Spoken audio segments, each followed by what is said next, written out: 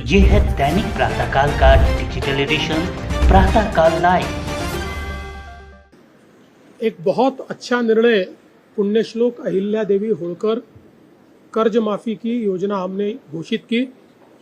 इस योजना के तहत हमारी जो पहली लिस्ट आई थी वो करीब 16 लाख किसानों की थी।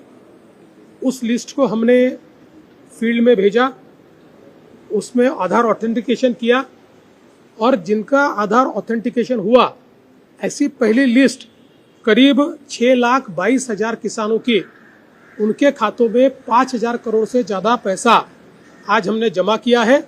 और कल से जैसे जैसे आधार ऑथेंटिकेशन होते जाएगा वैसे वैसे किसानों के खातों में पैसा जाएगा। सभी किसानों को कर्ज माफ़ी का फ़ायदा मिले, इस प्रकार का हमारा प्रयास है।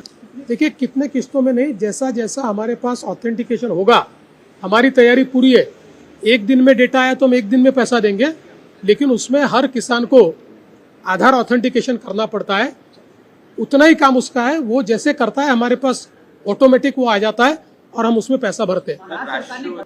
नेट के ऊपर, डार्क नेट के ऊपर या कुछ अलग अलग प्रकार के पब्लिकेशंस के माध्यम से कुछ इस प्रकार के की किताबें कि जिन किताबों में बड़े पैमाने पर रेडिकलाइजेशन करना, बॉम्ब कैसे तैयार करे, हमला कैसे करे, इस प्रकार की कई चीज़ें उनमें दिखाई दे रही थी।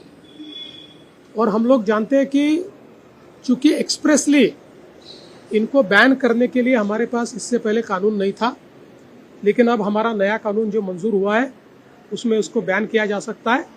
तो मुझे लगता है कि बिल्कुल अच्छी कार्रवाई हुई। देखिए, आरएसएस के परम पूजनीय सरसंघ चालक जी जो बोलते हैं वो किसी एक पार्टी के लिए या एक गुट के लिए या एक संस्था के लिए बात नहीं होती, हमारे देश के लिए वो बोलते हैं। मुझे ऐसा लगता है कि चाहे वो पक्ष हो चाहे विपक्ष हो, उन्होंने जो बातें कही इस देश के हित की बातें कही है, सभी के लिए कही है, सभी उसमें से बोध लेंगे। और अगर हमारे विपक्ष को वो बातें पसंद आई है तो मैं उनका अभिनंदन करता हूं, उनको बधाई देता हूं।